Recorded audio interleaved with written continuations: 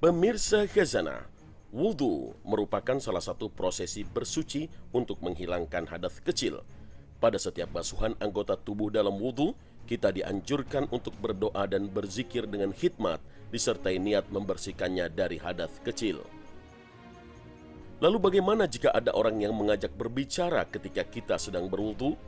Apakah hal tersebut dapat merusak dan membatalkan wudhu?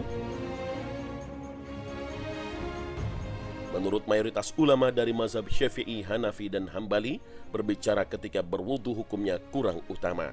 Artinya, lebih diutamakan diam.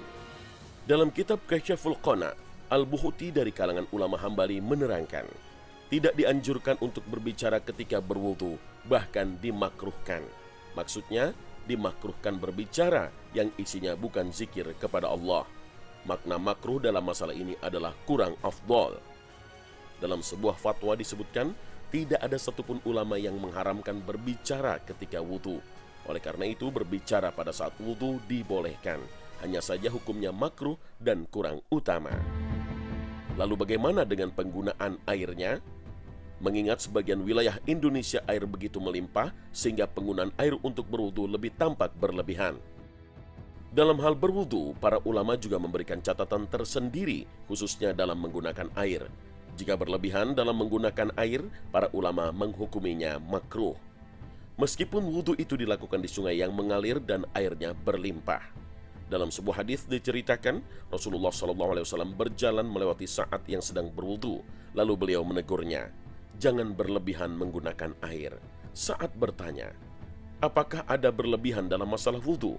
Rasulullah menjawab, "Ya, meskipun engkau berada di sungai yang mengalir." Hadis riwayat Ibnu Majah. Dengan demikian, ketika berwudu, hendaknya kita tidak membuka aliran air keran dengan penuh, karena itu hanya akan membuang-buang air. Cukup alirkan air sesuai kebutuhan dan gunakan air secukupnya untuk berwudu sekalipun air melimpah. Kadangkala ketika berwudu, kita menemui beberapa orang yang membasuh leher hingga basah kuyup, seperti orang habis mandi. Barangkali karena merasa kepanasan, maka dengan membasuhnya bisa mendinginkan tubuh. Apakah yang demikian itu juga terbilang berlebihan dalam menggunakan air wudhu?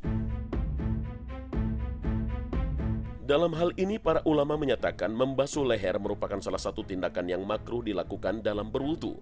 Mereka memandang membasuh leher bukan bagian dari ritual wudhu. Sehingga tindakan ini disebut ghulu atau melebih-lebihkan dalam agama. Barangkali ini pula hikmah membasuh anggota tubuh maksimal 3 kali. Jika lebih dari 3 kali, para ulama menghukuminya makruh. Rasulullah SAW bersabda, "Barang siapa melebihkannya lebih dari 3 kali, maka dia telah berbuat tidak baik dan zolim." Hadis riwayat Ibnu Huzaimah.